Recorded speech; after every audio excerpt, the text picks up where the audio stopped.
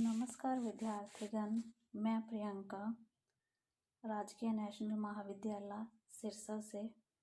आज हम करेंगे भारतेंदु जी द्वारा रचित अंधेर नगरी चौपट राजा नाटक के उद्देश्य। इस नाटक के बारे में डॉक्टर रामविलास जी ने कहा है, अंधेर नगरी राज्य की अंधेर गर्दी की आलोचना नहीं, वह इस अंधेर नगरी को खत्म करने के लिए भारतीय जनता की प्रबल इच्छा भी प्रकट करता है। इस तरह भारतेंदु ने नाटकों को जनता का मनोरंजन करने के साथ उसका राजनीतिक शिक्षण करने का साधन भी बनाया। इसकी गति और हास्य भरे वाक्य लोगों की जुबान पर चढ़ गए हैं और भारतेंदु की प्रहसन कला यहाँ अपने चरमोत्कर्ष पर दिखाई देती है। इसी के आधार पर भारतेंदु जी द्वारा रचित नाटक का उद्देश्य इस प्रकार है। सबसे पहले अंधेर नगरी नाटक में सामाजिक विकृति का चित्रण है। अनेक सामाजिक कुरीतियों और विकृतियों को पाठक दर्शक के समक्ष लाने का प्रयास किया गया है।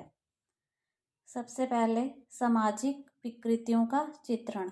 अंधेर नगरी नाटक जिस युग में लिखा गया, उस समय भारतीय समाज विदेशी शासन की बेड़ियों में जकड़ा हुआ था। जनता मुक्ति के लिए संघर्ष कर रही थी तथा 1857 की स्वतंत्रता लड़ाई ने एक नया वातावरण तैयार किया था, जिसमें मुक्ति का स्वर था। अंग्रेजों ने अपने शासन व्यवस्था में जमींदारी प्रथा का लागू करके किसानों को दीनहीन बना दिया था। अपना राज कायम रखा क्योंकि वह जमींदार वर्ग अपने लाभ के लिए किसानों मजदूरों का शोषण करता था।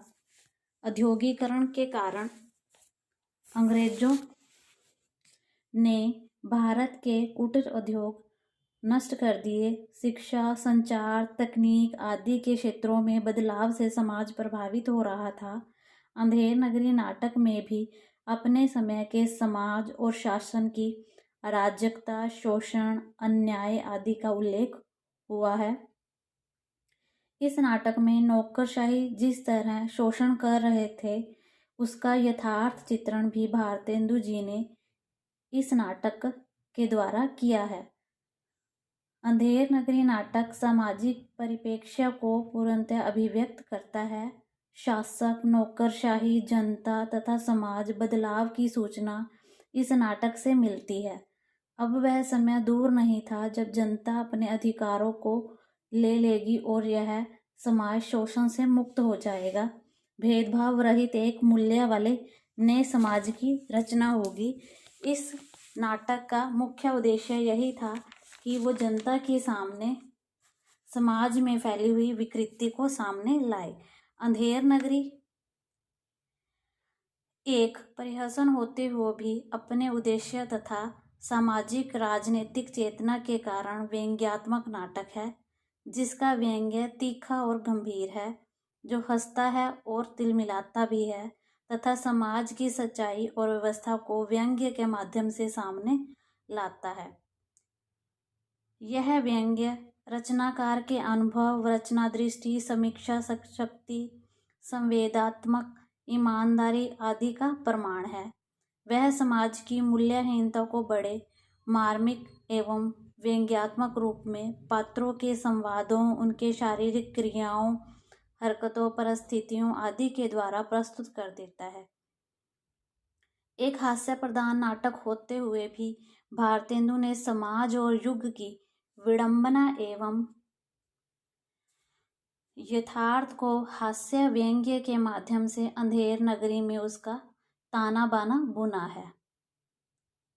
इस नाटक को पढ़कर केवल साहित्यिक रचना पढ़ने की अनुभूति नहीं होती, अपितु जीवन और समाज का यथार्थ चित्र आँखों के सामने आने लगता है।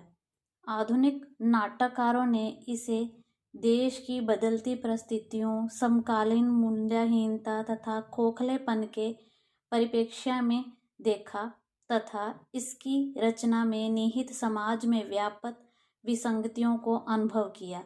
इससे यह नाटक अपने लघु कलेवर में भी विस्तृत अर्थ का पर्याय बन गया। नाटक का कथानक सामान्य है, परंतु राजनीतिक भ्रष्टाचार, जनता के शोषण, शासन की विवेकहीनता, युग की विकृति और विसंगतियां सभी का चित्रण करता है। इसमें धन के बढ़ते महत्व के कारण अमानवीय अव्यवस्था तथा उससे उत्पन्न उत्पीड़क तथा अराजक स्थितियों को सामने लाने का प्रयास किया गया है। इसके पात्र प्रतीकात्मक हैं। अंधेर नगरी अंत व्यवस्था का प्रतीक है और चौपट राजा विवेकहीन न्यायहीन दृष्टि का। उसके शासक की न्याय प्रक्रिया शासन सत्ता की संवेदनहीनता तथा मानवीय विडंबना की परिचायक है। यहाँ शोषक शोषित, अपराधी निरपराधी में कोई अंतर नहीं है। वास्तव में भारतेंदु ने इसके द्वारा समकालीन राज्य व्यवस्था की अराजकता को खुलेआम चुनौती दी। टके यानी धन पर आधारित व्यवस्था में नौकरशाही की मुख्य शासक है और आम आदमी की मुश्किलें बढ़ती जा रही हैं। जिस समय यह नाटक लिखा गया था उस समय समाज की परिस्थिति कुछ ऐसी ही थी जिसका यथार्थ वर्णन हमें अंधेर नगरी में मिलता है। समाज में व्याप्त कुरीतियों का वर्णन इस नाटक के माध्यम से भारतेंदु जी ने करना चाहा है। दूसरा, अंधविश्वास का चित्रण।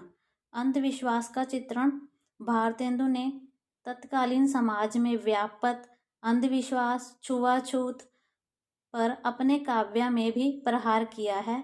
इस नाटक में हलवाई के माध्यम से उस पर चोट की गई है तथा धार्मिक स्थलों में फैले भ्रष्टाचार पर व्यंग्य किया गया है। ऐसी जात हलवाई जिसके 36 कोम है भाई, मंदिर के भीतरे वैसे अंधेर नगरी के हम। बनिया महाजनों की लोवृत्ति, खोटी अकल तथा ब्राह्मणों का टका धर्म की बखिया उधेड़ कर रख दी गई है। चूरण बेचने वाला बनिया और महाजनों की पोल खोलता है। चूरण सभी महाजन खाते जिससे जमा हजम कर जाते। चूरण खाते लाला लोग जिसकी अकली अजीर रोग। तो जात वाला उन ब्राह्मण के लालच और लोभ पर प्रकाश डालता है जो टके के लिए सब कुछ देन करने को तैयार है। जात ले जात, टके सिर जात, 1 टका दो, हम अभी अपनी जात बेचते हैं। टके के वास्ते ब्राह्मण से धोबी हो जाएं और धोबी को ब्राह्मण कर दें। टके के वास्ते जैसे कहो व्यवस्था दे। टके के वास्ते झूठ को सच कर दे। टके के वास्ते ब्राह्मण से मुसलमान, टके के वास्ते हिंदू से क्रिस्तान, टके के वास्ते धर्म और प्रतिष्ठा दोनों बेचे। टके के वास्ते झूठी गवाही दें। टके के वास्ते पाप को पुण्य माने। टके के वास्ते नीच को पितामह बनावे। भेद धर्म कुल मर्यादा सच्चाई बढ़ाए, सब टके से। स्पष्ट है कि अपने धर्म भावना, सत्या निष्ठा, उत्सर्ग बलिदान की भावना को त्याग बैठे ब्राह्मणों से वणिक बन गए और पैसे के लिए सब कुछ करने को, बड़े से बड़ा पाप और अधर्म करने को तैयार है। उन्हें इस लोक की चिंतन है, परलोक की परवाह नहीं है। देशवासियों के नैतिक पतन, पारस्परिक भेद, जाति धर्म, झूठी मर्यादा के नाम पर वैर फूट पर भी लेखक की दृष्टि गई है। तभी तो कुंजड़िन साग सब्जी के बेचने के साथ गुहार लगाती है, ले हिंदुस्तान का मेवा फूट और बैर को हिंदुस्तानी मेवा कहकर भारतीयों ने असलियत तो बताई ही है। भारतेंदु जी ने असलियत तो बताई है। दास बनने का असली कारण बताते हुए उसे मुक्ति होने तथा एकता का संदेश भी दिया है। गोवर्धन दास की लोभ प्रवृत्ति और विवेक शून्यता के माध्यम से लेखक ने लोभ तथा विवेकहीनता के दुष्परिणाम भी दिखाए हैं। गोवर्धन दास महंत जी के लाख समझाने पर भी अपनी लालची वृत्ति और इंद्रिय सुखों की खातिर अंधेर नगरी में डटा रहता है, जिसके कारण वह पकड़ा जाता है और फांसी पर लटकाए जाने की नौबत आती है। कहा जाता है भारतेंदु ने यह परिहसन बिहार के किसी जमींदार को संकेत करते हुए एक ही रात में लिख डाला था। अतः इस नाटक का उद्देश्य अंधेर नगरी के राजा के माध्यम से देशी रजवाड़ों के राज्यों और उनके कुशासन पर तीखा व्यंग्य करना था। इस नाटक का यह भी एक मुख्य उद्देश्य था। तीसरा इसका पॉइंट है प्रशासन के दुष्चक्र का चित्रण। प्रशासन जिस समय भारतेंदु जी ने यह नाटक रचना की उस समय जो हमारा भारत था वो अंग्रेजों के गुलाम था।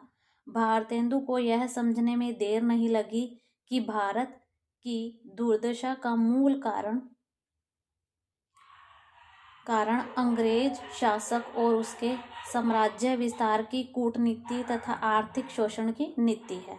भारत दुर्दशा का बंगाली अंग्रेजों को देश से बाहर निकाल देने से की बात कहता है। अपने लेखों द्वारा अंग्रेजों के प्रतीक है जो दुर्दव्य को भगा देने की बात कहता है। कवि अपनी कविता द्वारा उद्बोधन देता है।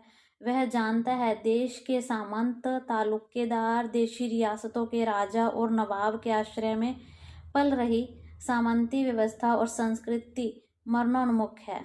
वह देश के शत्रुओं के साथ मिलकर देश का सर्वनाश कर रही है। देश की स्वतंत्रता को विदेशी शासन के हाथों बेच रही है। उन्होंने महसूस किया कि देशभक्ति और राष्ट्र की भावना का तकाजा है कि वह अपने साहित्य द्वारा भारत की जनता को असली दुश्मनों से अधोपतन के कारण से परिचित करवाएं। अतः उन्होंने राजनीतिक क्षेत्र में शोषण तथा अन्याय करने वाले अंग्रेजी शासन की कटु आलोचना की तथा पाठकों प्रेक्षकों में राजनीतिक चेतना जगाई।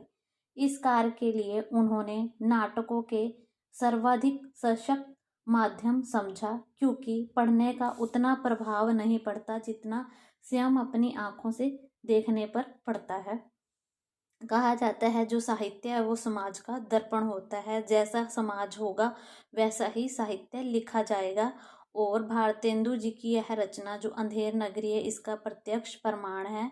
इसके माध्यम से उन्होंने अंग्रेजों का जो शासन था, जो वह भारतीयों का शोषण कर रहे था, उसका इन्होंने इस नाटक के माध्यम से पूरा वर्णन करना चाहा है।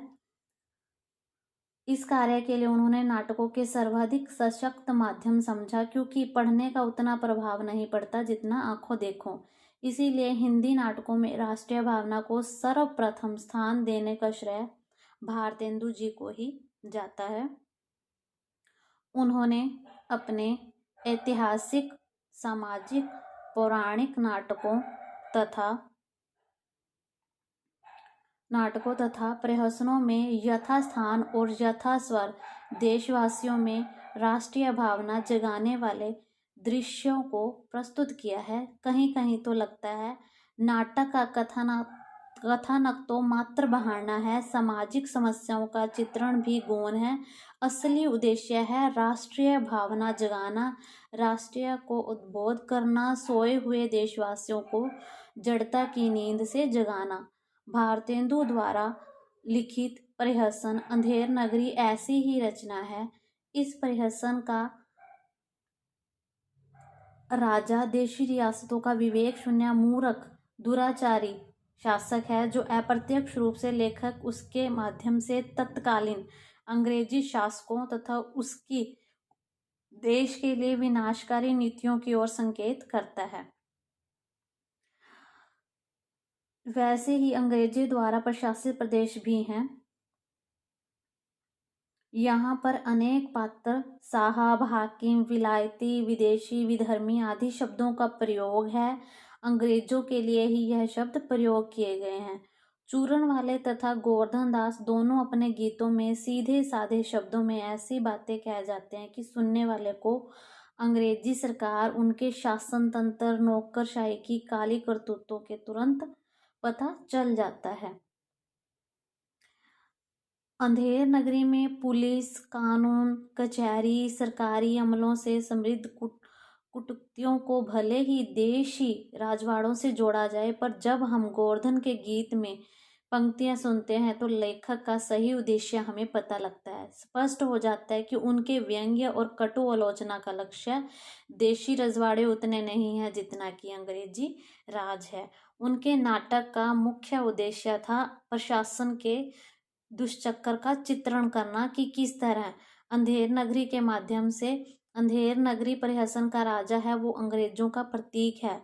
नाटककार ने उसे फांसी पर चढ़ाकर एक और अपने आक्रोश व्यक्त किया है, ईश्वर से प्रार्थना की है कि उसका शीघ्र अतिशीघ्र अंत हो, और दूसरी ओर निराश जनता को साहस बंधाया है, आश्वासन दिया है कि भारत का उद्धार शीघ्र ही होगा। वह निराशावादी आस्थाहीन कलाकार आस्थाहीन ना होकर आशावादी और आस्थावादी कलाकार बने।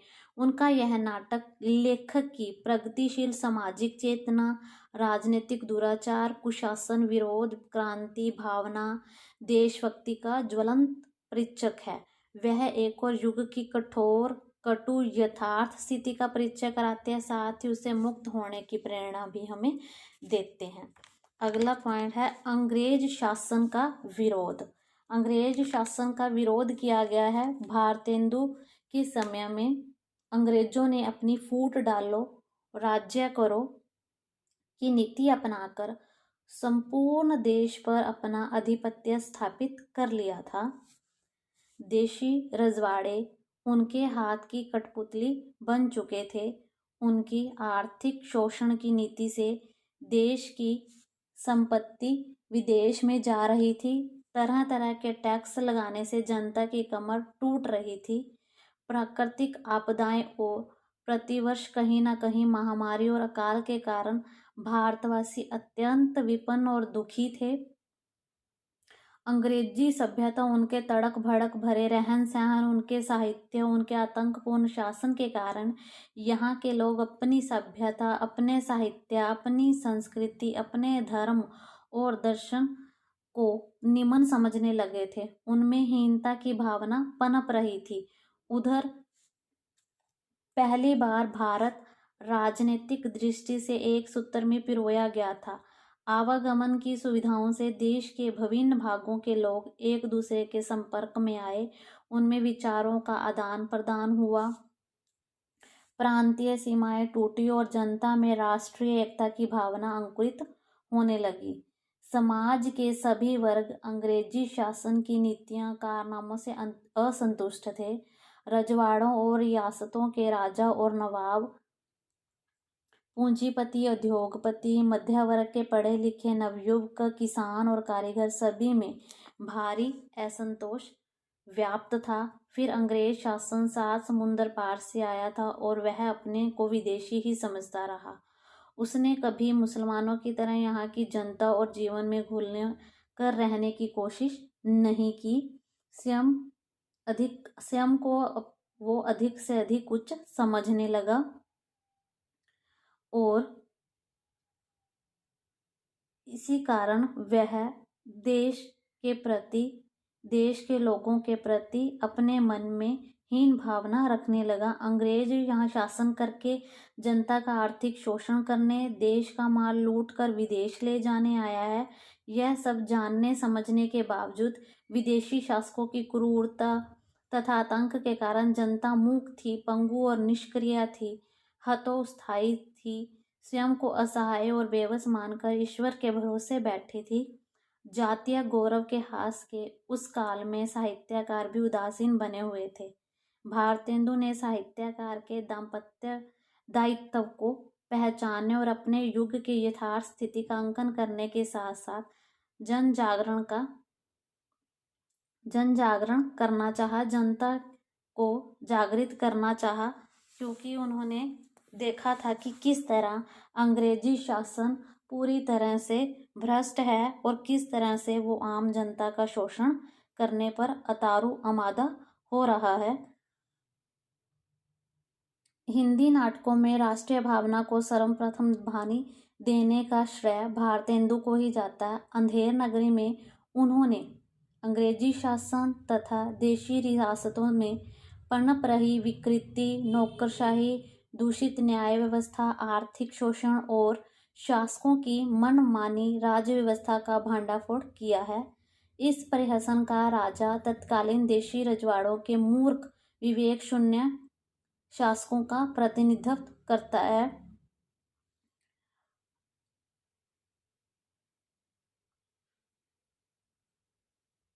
भारतेंदु जी ने बताया है कि किस तरह अंग्रेज नए नए टैक्स लगाकर खुलेआम लोगों का शोषण कर रहे हैं और उनका एकमात्र लक्ष्य है सिर्फ अधिक से अधिक आर्थिक शोषण करना, यहाँ के धन दौलत लूट कर अपने देश को माल माल करना। ईस्ट इंडिया कंपनी का ही नहीं, उनके बाद उनकी राज्य करने वालों का भी लक्ष्य यही था। सत्ता परिवर्तन के उपरांत विक्टोरिया के भारत साम्राज्ञी बनने पर भी अंग्रेजों की इस नीति में कोई भी परिवर्तन नहीं आया।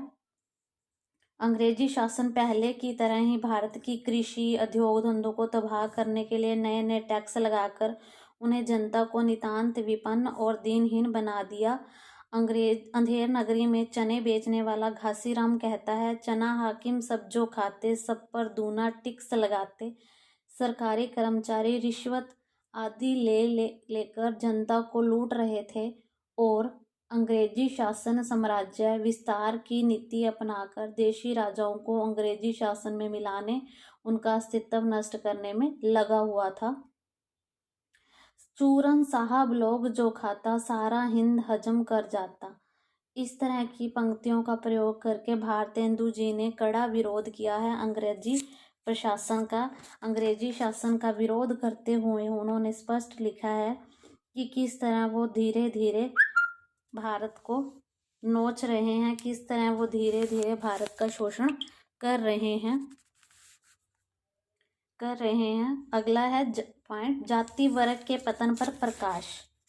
जाति वर्ग के पतन पर प्रकाश अपने इस नाटक, जो कि भारतेंदु जी के द्वारा लिखा गया है, जिसमें 6 अंक हैं और महत्वपूर्ण पात्र हैं महंत नारायण दास और गोवर्धन दास, उनके माध्यम से इन्होंने ये बताना चाहा है कि किस तरह है जात वाला उन ब्राह्मण लालच और लोभ का प्रकाश डालते हैं जो टके सेर के लिए सब कुछ करने को तैयार है। जात ले जात, टके सेर जात, 1 टका दो, हम अभी अपनी जात बेचते हैं। टके के वास्ते ब्राह्मण से धोबी हो जाएं और धोबी को ब्राह्मण कर दें।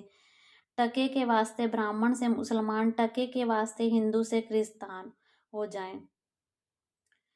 यहाँ व्यंग्य किया गया है भारतेंदु जी ने किस प्रकार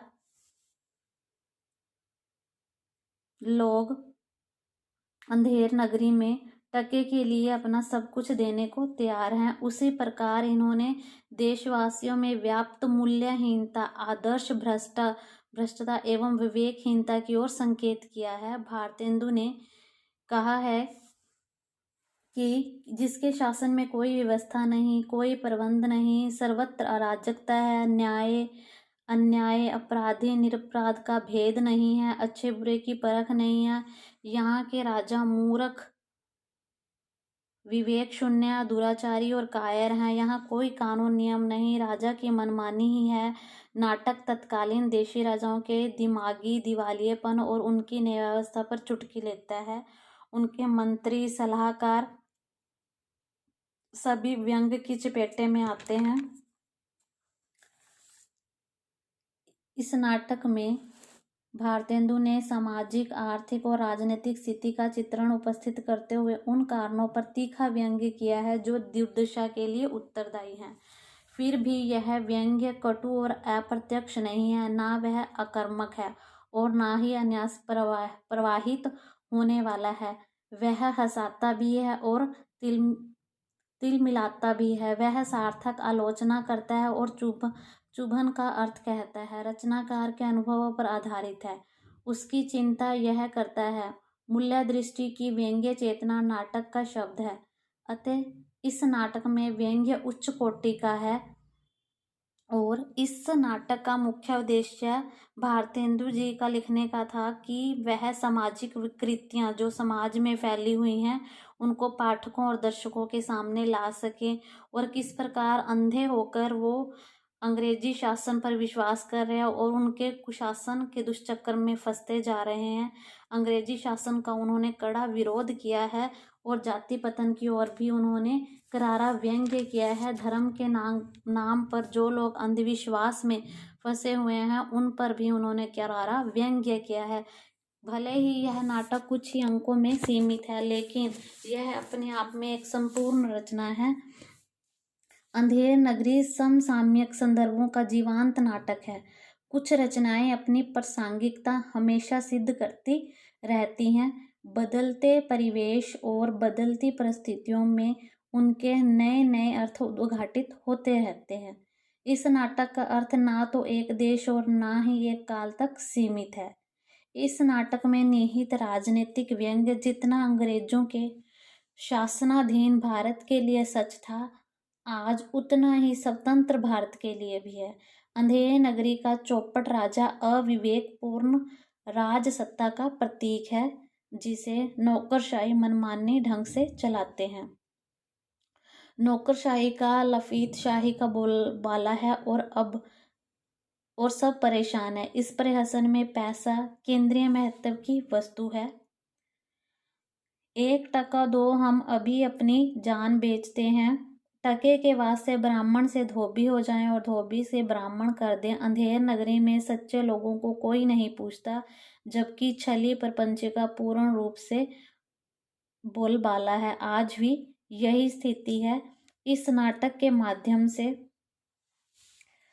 भारतेंदु जी यही दर्शाना चाहते हैं कि किस प्रकार समाज में भ्रष्टाचार फैला हुआ है और किस तरह चारों तरफ रिश्वतखोरी का बोलबाला हो रहा है। ये ही भारतेंदु जी के नाटक का मुख्य उद्देश्य है, जो कुछ अंकों में समाहित है। अंधेर नगरी के चौपड़ राजा, जो कि अंग्रेजों का प्रतीक है, उसके माध्यम से अंग्रेजों की भारतेंदु जी ने कटु आलोचना की है।